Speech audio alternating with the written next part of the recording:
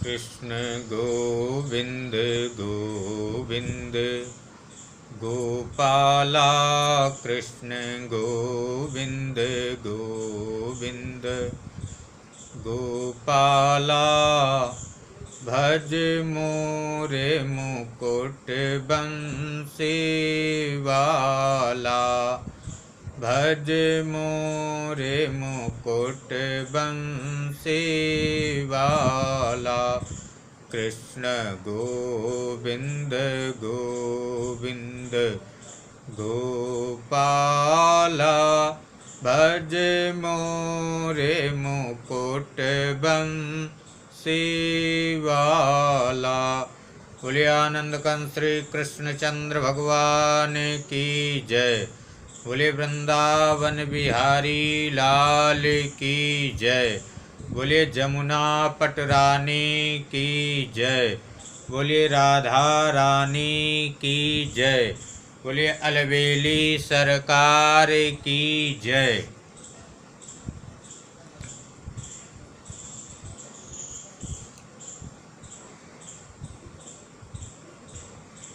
वाणी को परम पवित्र करने के लिए भागवत एक ऐसी चीज है जिस प्रकार से कपड़ा साफ करने में सर्फ एक्सेल इत्यादि अच्छे माने जाते हैं, ठीक उसी प्रकार से पाप प्रक्षालन अर्थात पाप को धुलने के लिए, पाप को नष्ट करने के लिए और पवित्रता बढ़ाने के लिए सबसे सुंदर भागवत ही माना जाता है। तो लेकिन बात यह है कि हम सबको बहुत चिंतन करने की बात है। मानव जीवन साधारण जीवन नहीं है। मानव जीवन सभी जीवनों के जैसा नहीं है। यह मानव शरीर जब बहुत पुण्य होते हैं, बहुत पुण्यों के प्रभाव से तब मानव का शरीर प्राप्त होता है। मानव शरीर से व्यक्ति चाहे तो भगवान तक बन जाता है और नहीं तो गटर का कीड़ा तक बन जाता है। इसलिए एक एक पद बहुत सोच विचार के चलने की जरूरत है, कहीं भूल ना हो जाए। कहा गया है कि अवश्यमेव भोक्तव्यम कृतं कर्म शुभाशुभम न भुक्तम क्षीयते कर्म कल्पकोटिशतैरपि। जो अपने द्वारा किया हुआ कर्म है उसका फल अवश्य ही प्राप्त होता है, चाहे वे 100 करोड़ कल्प क्यों न बीत जाएं। कहने का मतलब है कि यदि जैसे मान लीजिए इस जन्म में कोई शुभ कर्म या अशुभ कर्म किए तो उसका फल निश्चित प्राप्त होगा, चाहे 100 करोड़ कल्प क्यों न बीत जाएं। तो कोई भी कर्म व्यर्थ नहीं होता है। अब यदि सत्कर्म करते हैं तो उसका फल सत्कर्म का मिलता है, और यदि दुष्कर्म करते हैं तो दुष्कर्म का भी फल निश्चित रूप से मिलता है। और जो करता है भोगना उसी को पड़ता है। इसलिए बहुत सोचने की और बहुत समझने की ज़रूरत है। गीता में भी बताया गया कि कर्मण लेवाधिकारस्ते माँ फलेषु कदाचन, कि मनुष्य मात्र का कर्तव्य केवल कर्म में है, फल में नहीं। तो फल देना किसका काम? ऐसा थोड़ो कि फल मिलता नहीं है, फल तो मिलता है, लेकिन वे देना किसका काम है? परब्रह्म परमात्मा का काम है। जैसे किसान बीज बो देता है, लेकिन उगाना परब्रह्म परमात्मा का काम है। किसान पानी लगा देता है, लेकिन फसल का बढ़ाना परब्रह्म परमात्मा का काम है। ठीक इसी प्रकार से कर्म करना तो मानव मात्र का काम है, लेकिन फल देना उन परब्रह्म परमात्मा का काम है। इसलिए और रामचरितमानस में भी कहा गया है कि कर्म प्रधान विश्वर चिराखा, जो जस करई सो तस फल चाखा। कि संसार में कर्म प्रधान है, इसमें जो जैसा करता है ठीक वैसा ही वे फल पाता है। इसीलिए किसी से कुछ भी द्वेष दृष्टि रखने की कोई आवश्यकता नहीं होती है, क्योंकि कर्म का फल परब्रह्म परमात्मा के हाथ में होता है। वे कर्म इधर आप करते जाते हैं, फल वे निश्चित रूप से आपको मिलेगा। आज नहीं तो कल, कल नहीं तो परसों। देर होती है, लेकिन ऐसा नहीं होता है कि फल न मिले। सत्कर्म का भी फल मिलता है और दुष्कर्म का भी फल मिलता है। कहते हैं देखो कि व्यक्ति अन्यायपूर्वक दूसरे की संपत्ति ले लेते हैं, दूसरे का पैसा ले लेते हैं, दूसरे का धन ले लेते हैं, लेकिन क्या वे उसका फल उनको नहीं मिलेगा? ऐसा नहीं है, उसका भी फल उनको मिलता है। कहा गया कि अन्यायोपार्जितं वित्तं 10 वर्षाणि तिष्ठति, प्राप्ते 11 वर्षे समूलम तो विनश्यति। ये पहले के समय की बात है कि पहले के समय क्या था, यदि कोई व्यक्ति अन्यायपूर्वक किसी का पैसा, धन, जमीन इत्यादि ले लेता, तो क्या होता था कि 10 वर्ष तक उसका खूब फलता फूलता था, लेकिन प्राप्ते तो 11 वर्षे, और 11वें वर्ष के आने पर समूलम तो विनश्यति, मूल के सहित नष्ट हो जाता था।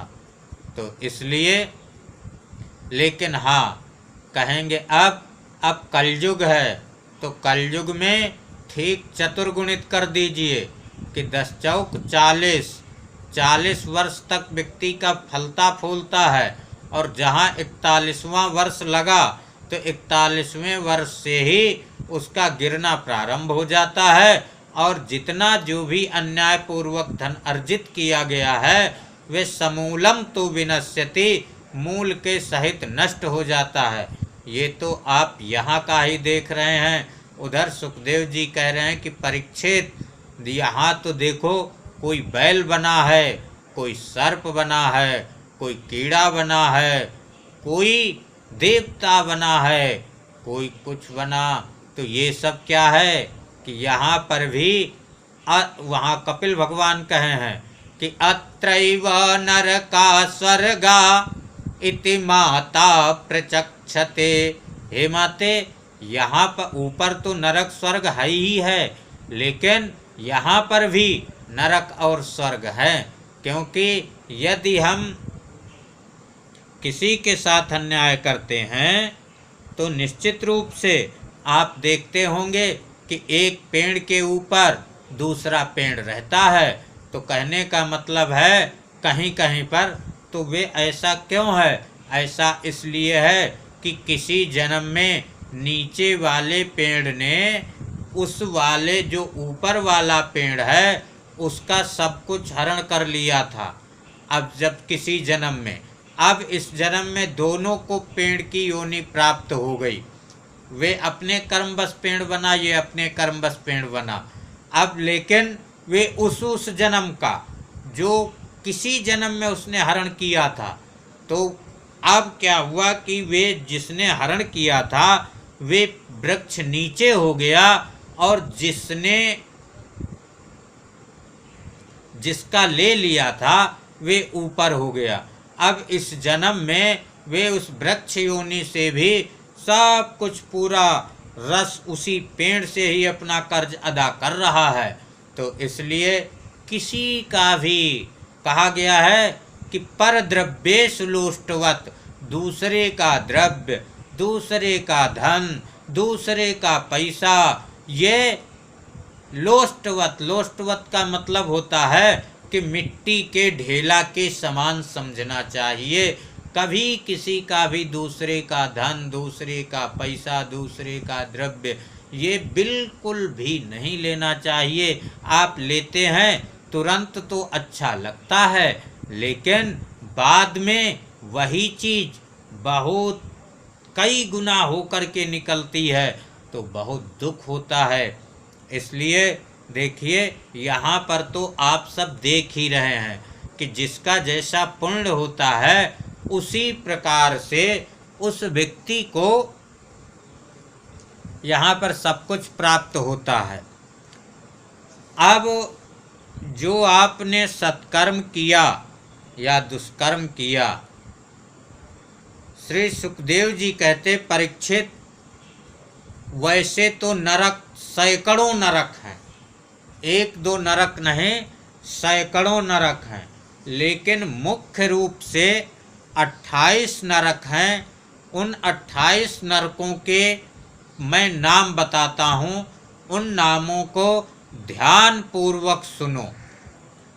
तो ध्यान पूर्वक सबसे पहले उन्होंने तामिश्र नाम का नरक कहा। नंबर 1 तामिश्र, फिर अंधतामिश्र, रौरव, महारौरव, कुंभीपाक, कालसूत्र, असिपत्रवन, सूकरमुख, अंधकूप, कृमिभोजन, संदंस, तप्त सूर्मी, वज्रकंटक सालमली, वैतरणी, पूयोद, प्राणरोध, विशसन, लालाभक्ष, सारमेयादन, अवीची, अयहपान, क्षारकर्दम, रक्षोगण भोजन, शूलप्रोत, दंदसूक, अवट निरोधन, पर्यावर्तन, सूची मुख। तो ये टोटल 28 नरक, यानी हैं तो सैकड़ों, लेकिन मुख्य रूप से 28 नरक हैं। जब ये नाम बतलाए, परीक्षित जी ने कहा कि नाम से कुछ समझ में नहीं आया, इनका कुछ बतलाइए कि कैसे ये तामिश्र नरक की प्राप्ति होती है, किसको अंध तामिश्र की प्राप्ति होती है, किसको रौरव नरक की प्राप्ति होती है। तो श्री सुखदेव जी कहते हैं कि परीक्षित, जो व्यक्ति दूसरे के धन को, दूसरे के बच्चों को, दूसरे की स्त्री का हरण कर लेता है या हरण करता है, तो ऐसे व्यक्ति को यमराज काल पाश में बांध करके बहुत बलपूर्वक तामिश्र नामक नरक में गिरा देते हैं। तो कहे अच्छा वहाँ गिरा देते हैं तो वहाँ की कैसी क्या व्यवस्था है उसके अंदर की। तो श्री सुखदेव जी कहते हैं कि परीक्षित, तो उस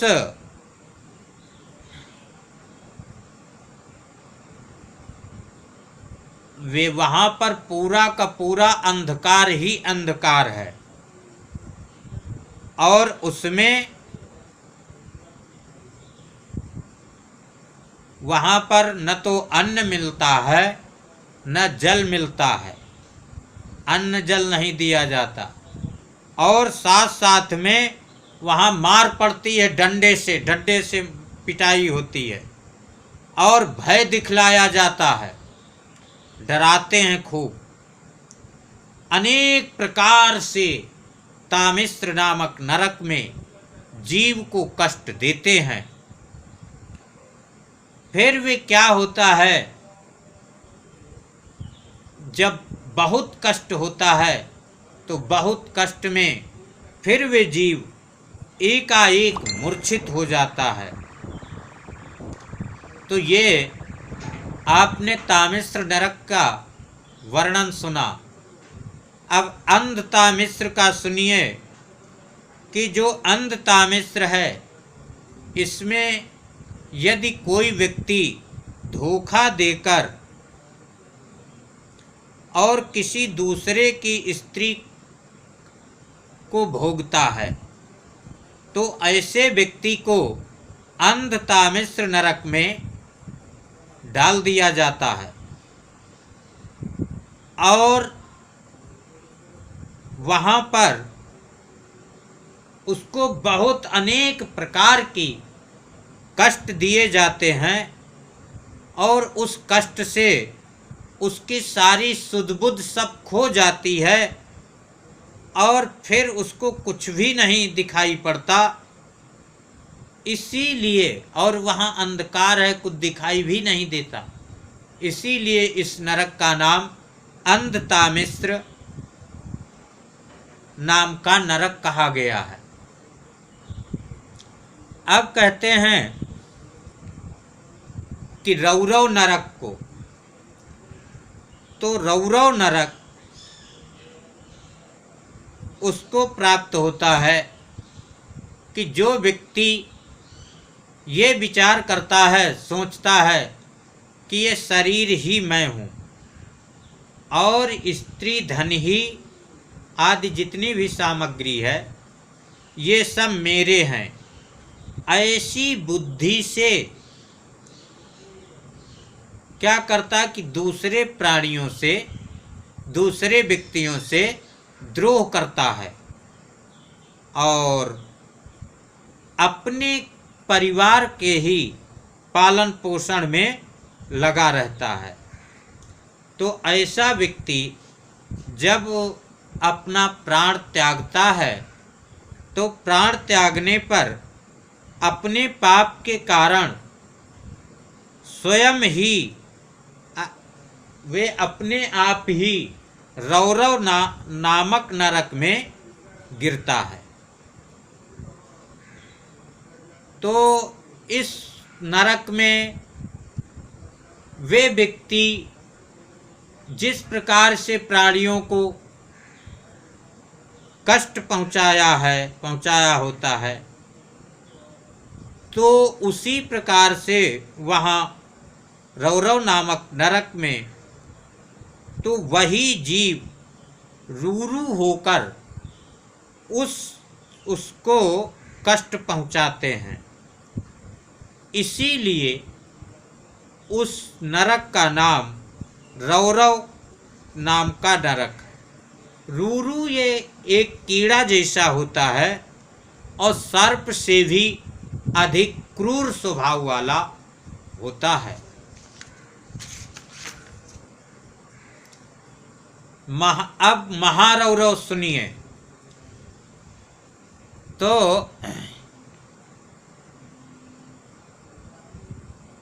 इस महारौरव नामक नरक में वे व्यक्ति जाता है जो किसी की भी परवाह न करके केवल अपने ही शरीर का पालन पोषण करता है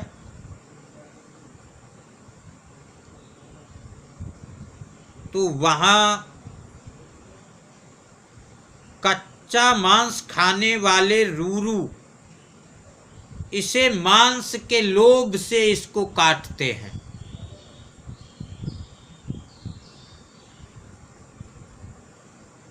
अब आप कुंभीपाक नरक को सुनिए। परिच्छेद कुंभीपाक नरक में वे व्यक्ति जाते हैं जो व्यक्ति जीवित ही पशु या पक्षी को रांधते हैं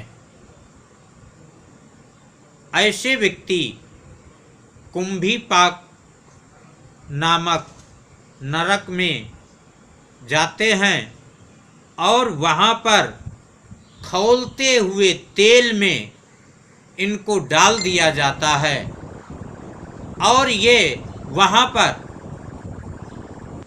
उस खौलते हुए तेल में मूर्छित हो जाते हैं।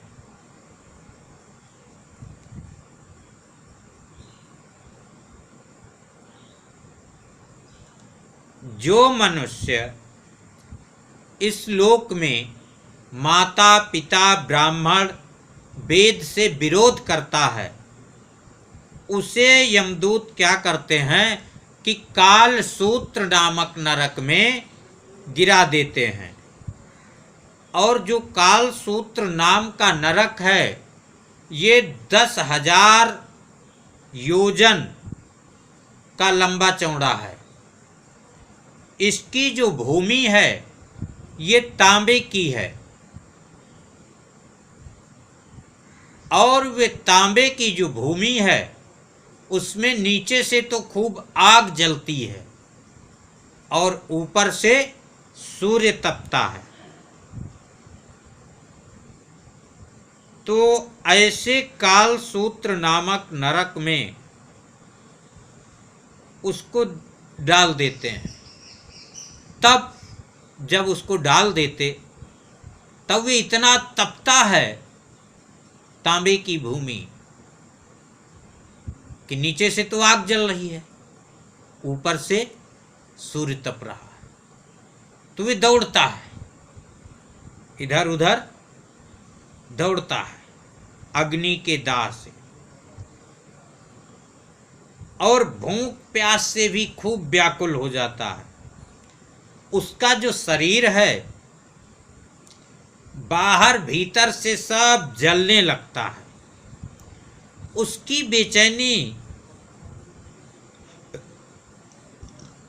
यहाँ तक बढ़ जाती है कि कभी वे बैठता है, कभी लेटता है, कभी छटपटाने लगता है, कभी खड़ा हो जाता है, कभी इधर उधर दौड़ने लगता है। तो इस प्रकार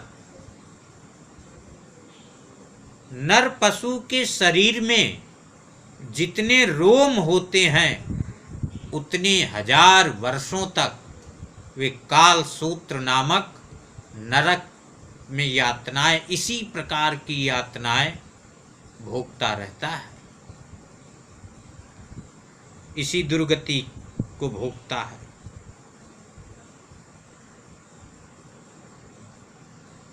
जो व्यक्ति कोई आपत्ति भी नहीं है, कोई विपत्ति भी नहीं है, इसके बाद भी वैदिक मार्ग को छोड़कर अन्य जो पाखंड पूर्ण धर्म का आश्रय लेता है उसे यमदूत असिपत्र वन नामक नरक में डाल देते हैं।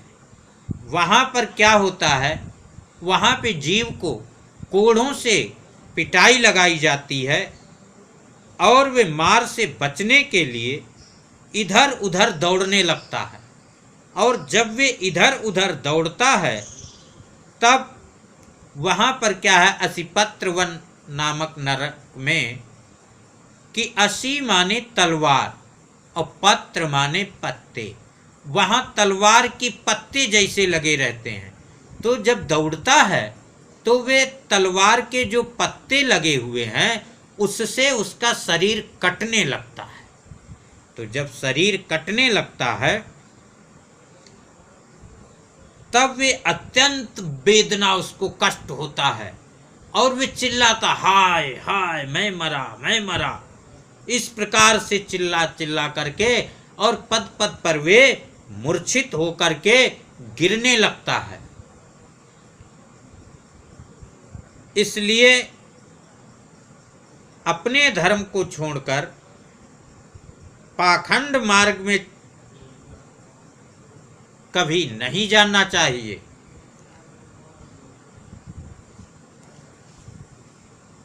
जैसे कोई राज कर्मचारी है,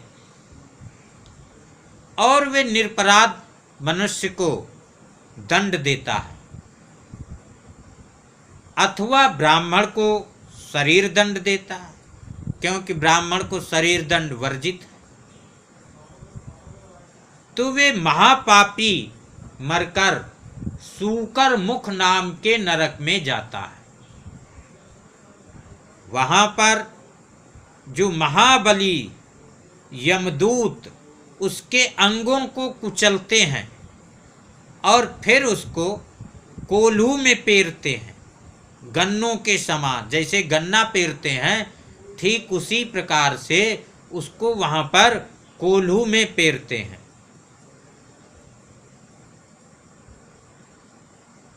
तो वे प्राणी जिस प्रकार से निरपराध प्राणी रोते चिल्लाते थे, उसी प्रकार वे भी वहां पर बहुत आर्त स्वर से चिल्लाता है, कभी मूर्छित हो जाता है। जो पुरुष जैसे खटमल हैं, खटमल मच्छर हैं, इन जीवों की हिंसा करता है, तो वे उनसे द्रोह करने के कारण अंधकूप नामक नरक में जाता है। क्योंकि इसमें मच्छरों का क्या दोष? मच्छरों की तो वृत्ति भगवान ने रक्त खून पीने की बनाई है और उन्हें उसके कारण दूसरे को कष्ट पहुंचने का मच्छरों को ज्ञान भी नहीं है। किंतु क्या है कि भगवान ने मनुष्य की जो वृत्ति बनाई है, ये तो क्या करना चाहिए क्या नहीं करना चाहिए, ये सब ज्ञान मनुष्य को दिया गया है। तो मनुष्य को दूसरे के कष्टों का ज्ञान भी है, तो इसलिए वहाँ पर वे पशु, हिरन, पक्षी, सांप आदि जो भी रेंगने वाले जंतु हैं, मच्छर, जुआ, खटमल, मक्खी, जिनसे उसने द्रोह किया था, उसे सब ओर से वे जीव काटते हैं। इससे उसकी निद्रा और शांति दोनों खत्म हो जाती है और स्थान न मिलने पर भी वे बेचैनी के कारण उस घोर अंधकार में इस प्रकार से घूमता फिरता रहता है कि जैसे कोई रोग ग्रस्त शरीर रोगी व्यक्ति घूमता है और छटपटाया करता है। जो मनुष्य इस लोक में बिना पंच महायज्ञ किए जो कुछ भी मिले उसे बिना दूसरे को दिए स्वयं ही खा लेता है, उसे कौवे के समान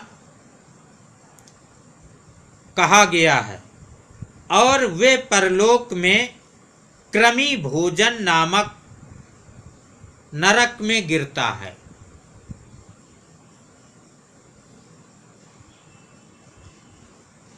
क्योंकि वहां पर जो कृमि भोजन नामक नरक है, वे 1,00,000 योजन लंबा चौड़ा एक कुंड सा है, उसी में ही तो उसमें उसको भी वहां पर कीड़ा बन करके रहना पड़ता है, जब तक अपने पापों का प्रायश्चित न करने वाले उस पापी के बिना दिए और बिना हवन किए खाने के दोष का अच्छी तरह से निवारण नहीं हो जाता है, तब तक वे उसी में बड़ा बड़ा कष्ट भोगता रहता है और वहाँ पर कीड़े उसे नोचते रहते हैं और वह कीड़ों को खाता है। तो इस प्रकार से परीक्षित, बहुत सोच विचार के चलने की आवश्यकता है।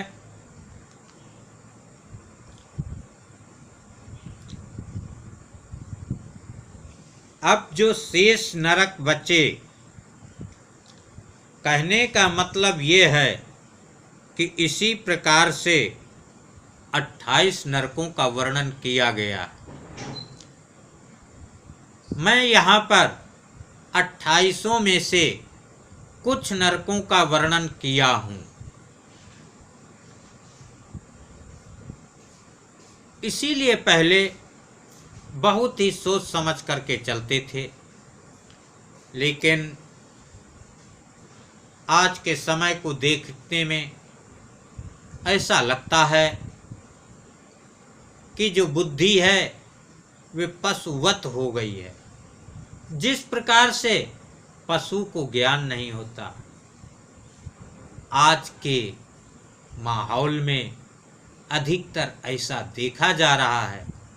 इसलिए आइए 2 बार भगवान का नाम लेते हैं और इससे भी भयंकर भयंकर यातना वाले आगे नरकों का वर्णन है।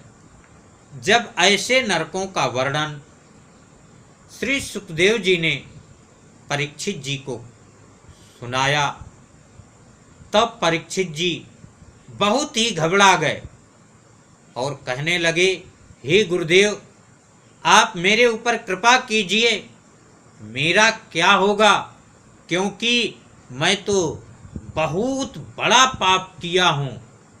जब छोटे छोटे पाप करने वाले इतने भयंकर भयंकर नरक में जाते हैं और वहाँ पर इतनी यातना दी जाती है, इतना कष्ट दिया जाता है, तो मेरा क्या होगा।